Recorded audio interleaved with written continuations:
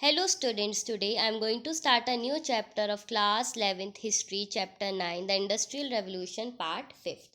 So we were discussing about the new reforms that had brought in the law.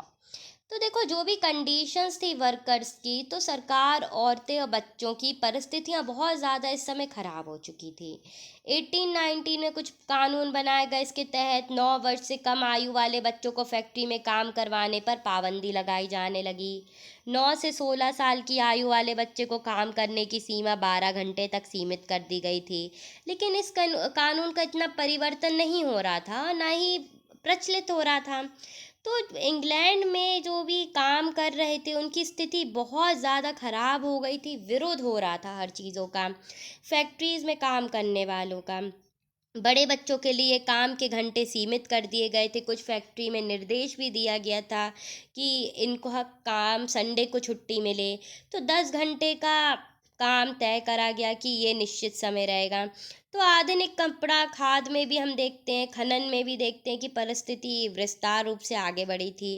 तो बच्चों कोयला खाना या जो भी 1842 में खान कोयले के उसमें काम करते थे 10 घंटे, तो वो भी कम कर दिए गए। लेकिन ये एक कठिन काम था और ये देखकर आसानी थी कि चलो इनके लिए कुछ ना कुछ तो हो रहा है, बच्चों के लिए लॉज बन रहे हैं और वो कम से कम अपने फैमिली की इनकम में कंट्रीब्यूट कर पाएंगे। अब एक नया टॉपिक इसमें आता है, डिबेट ऑन इंडस्ट्रियल रेवोल्यूशन। तो क्या क्रांति हुई? तो देखो, 1970 के दशक में जब हिस्टोरियंस देखते हैं तो वो क्रांति के बारे में बात करते 1780s तक, कि आखिर ऐसा क्या था, कि क्या चुनौतियां आई, क्या चैलेंजेस रहे इंडस्ट्रियलाइजेशन को आगे ग्रूम करने के लिए। तो इस वर्ड को हमने नाम दिया है रेवोल्यूशन। तो क्या रिलेटिवली ग्रेटर कॉन्सेंट्रेशंस आए वर्कर्स फैक्टर्स को, जो कि इंडस्ट्रियल रेवोल्यूशन का इन्होंने टर्म रखा।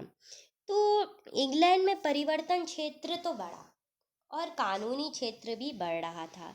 तो जो भी नए उद्योग खुल रहे थे दशकों में, सूती कपड़ा, तो ये भी देखा जा रहा था कि इनका उपयोग है, रेवोल्यूशनरी चेंज है, न्यू मशीन्स आने लगी, न्यू इंडस्ट्रीज आ गई, नॉन मेटेलिक मशीनरीज आगे बढ़ने लगी।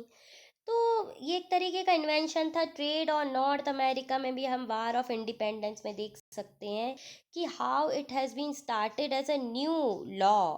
तो फ्रेंच रेवोल्यूशन में भी हमने देखा, नेपोलियन वार में भी देखा, industrialization associated with growing investment in the country, wealth and capital formation, building infrastructure and installing new machinery. तो हमने ये उस समय भी देखा था नेपोलियन और इंडस्ट्रियलाइजेशन के टाइम पे, कि इसका यही था कि कितना कैपिटल फॉर्मेशन आ रहा है, कितना डेवलपमेंट हो रहा है, कितना आगे नई मशीन्स लगाने पे आगे काम बढ़ सकता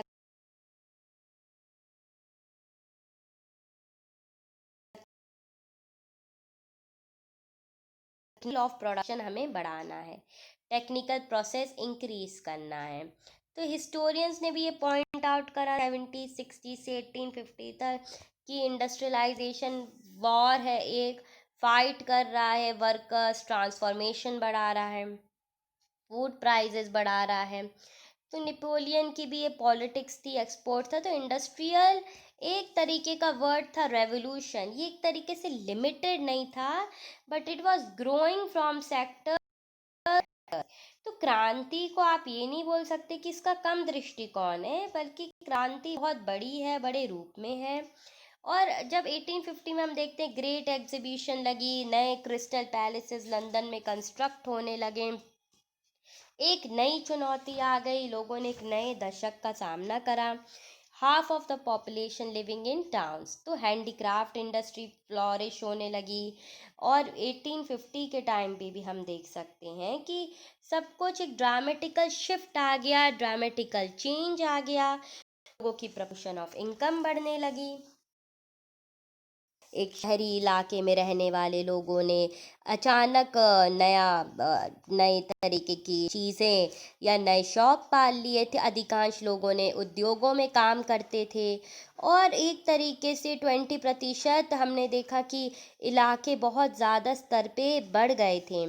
तो इतिहासकार भी मानते हैं कि 1940 तक ऐसे काल थे पर्यावरण के परिवर्तित या संपूर्ण अर्थव्यवस्था एकदम से बदल गई थी। तो European countries has also flourish this act and they had been carried out the basic existence.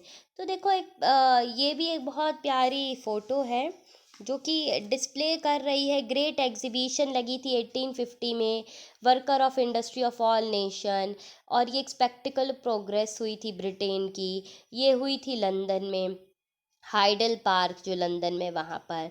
ये क्रिस्टल पैलेस है, made up of glass panes, iron, और ये मैन्युफैक्चर करा गया बिरेमगेन से। तो ये भी एक तरीके का ट्रांसफॉर्मेशन था। तो ये लास्ट लाइन बहुत अच्छी लिखी है, there are good grounds for regarding the period of 1850 1914। बहुत अच्छा समय था। इन आई एक मैसिव स्केल में आई, ट्रांसफॉर्म करा पूरी होल इकोनॉमी सोसाइटी को, और इसका एक वाइड बहुत बड़ा और डीप इम्पैक्ट लोगों की ज़िंदगी में छोड़ा। और अगर इंडस्ट्रियल रेवोल्यूशन नहीं आती तो आज हम जिस स्तर पे यहाँ तक बढ़ गए हैं वो बढ़ भी नहीं पाते। तो just with the help of industrial revolution, industrial change, industrial society, new norms, we are here as an independent nation of a society. Thank you.